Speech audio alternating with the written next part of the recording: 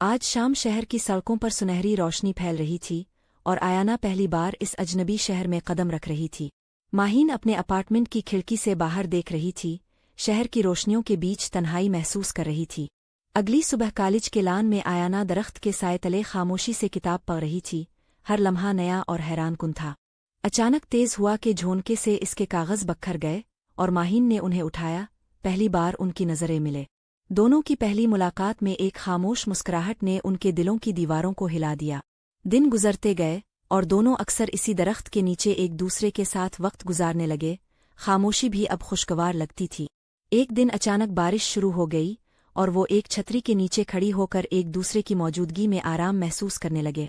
आयाना ने अपना माजी माहीन के सामने खोला, एक दिल भारी राज जो अब बांटने का वक्त आ चुका था। माहीन ने भी अपनी तन्हाई के किस्से सुनाए और दोनों ने एक दूसरे की दर्द को समझना शुरू किया।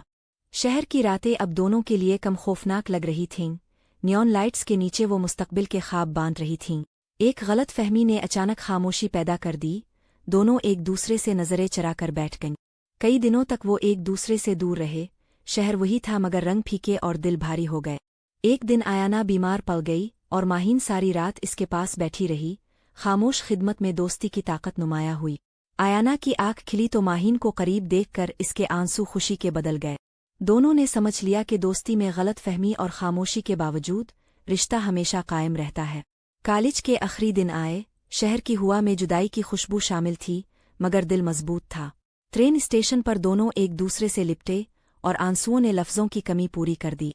ट्रेन चल पड़ी और आयाना प्लेटफार्म पर खड़ी रह गई। शहर फिर बड़ा और खाली लगने लगा। वक्त गुजरा। आयाना ने अपने आप को मजबूत बनाया मगर दिल के एक कोने में हमेशा एक जगह खाली रही। एक दिन इसी पुराने दरख्त के नीचे आयाना बैठी थी कि किसी ने इसका नाम पुकारा और माहीन सामने खड़ी थी। शहर के बीच दोबारा मुलाकात ने एक खुशी की लहर दौड़ा दी।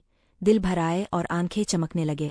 दोनों ने एक छोटा सा घर लिया जहां ख्वाब दीवारों पर सज गए और जिंदगी नया रंग इख्तियार कर गई। रात को छत पर बैठकर वो सितारे गिनत और माजी की यादों पर मुस्कराती। जिंदगी ने मुश्किलात भेजी मगर दोनों ने एक दूसरे का हाथ थाम कर हर तूफान का सामना किया।